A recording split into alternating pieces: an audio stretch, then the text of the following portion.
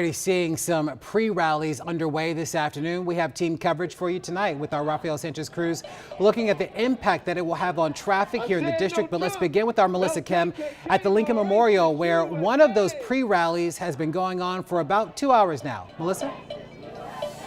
Give it up for yourselves, y'all. Yeah, hey guys, that's exactly right. This pre-No Kings Day rally is just a small sliver, according to organizers, of the tens of thousands of people that are expected to march and protest in the district tomorrow. This is just a small sliver, again, of what the crowds are expected to be. People who came to this afternoon's rally held signs and chanted along with speakers who stood on the steps of the Lincoln Memorial and shared their messages. Speakers talked about fighting back for this country's democracy and against the current Trump administration. I spoke to people from all over the country as well as right here in D.C. They tell me that they felt like they had to come out today to take action and do something. One woman from D.C. talked about fighting for her granddaughter's future, while another from Virginia said once she witnessed ICE agents in the district, she knew it was time to act. There's a lot that's probably my age because we feel it's a responsibility. Our children are so busy with their work, with their children, trying to make ends meet, pushing forward.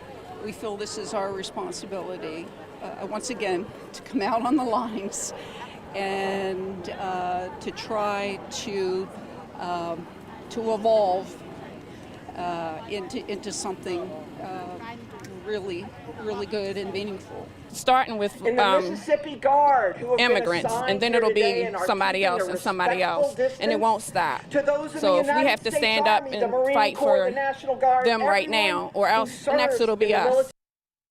Keep it real.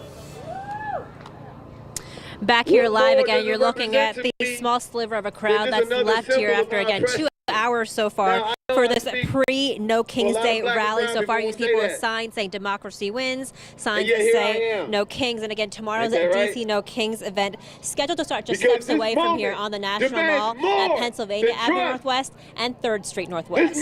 But for now, we're live at the Lincoln Memorial tonight. I'm Melissa Kim, WUSA 9. All right, Melissa, we appreciate the information. Thank you. Meantime, organizers of Saturday's No Kings demonstration are expecting more than 100,000 people along the National Mall. Lots of people gathering here across the city. We have seen security measures go up for tomorrow's big rally, as well as several others scheduled this weekend.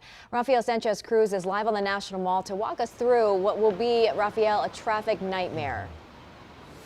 Yeah, that's right, Larry, Annie. That's why D.C. officials and organizers are asking everyone to use public transportation, including our metro system. But you can see right behind me, there's already some measures going into place. You can see crews working there, getting those bike racks up. Meanwhile, other crews are filling up some orange plastic barriers with water and, of course, porta potties. But that's not the only event that it's happening tomorrow. Before that, the Children's Hospital will be hosting the Race for Every Child that's being held nearby at Freedom Plaza. Parking restrictions and road closures for that event and in that area start as early as 4 a.m. tomorrow morning. The event doesn't start until 8 in the morning, but the actual race route won't be open until around 3 p.m. Now, DC Police has put out the official list of closures for that race on their website. As for the No Kings rally here, just right in front of the U.S. Capitol, it's at the intersection, of course, of 3rd Street and Pennsylvania Avenue. It's set to start at noon and go up until 2 p.m.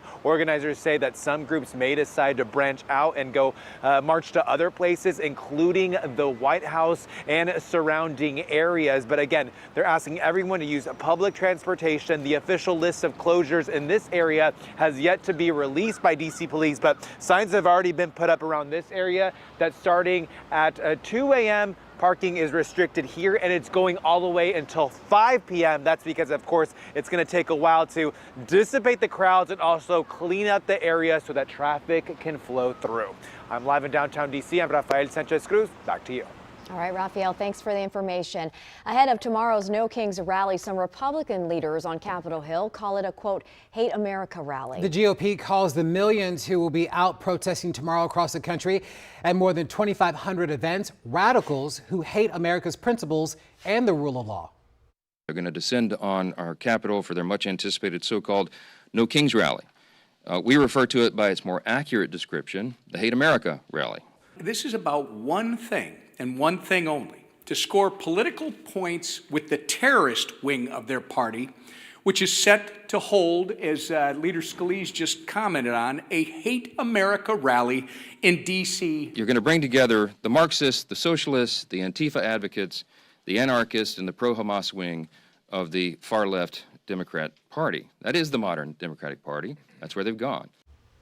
Ezra Levin, one of the co-organizers of the No Kings rally, says that he welcomes their criticism, saying that any authoritarian regime worries about peaceful protests across the country. I did not pay for this publicity. They are doing it free of charge. We are living rent-free in all of their heads.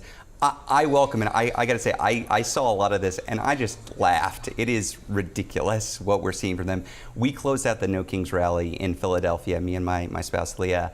And how did we close it out? There were 100,000 people in the crowd waving American flags and reciting the Pledge of Allegiance. Levin says that since Republicans started labeling it as a Hate America rally, they've seen RSVPs spike for tomorrow's No Kings rally.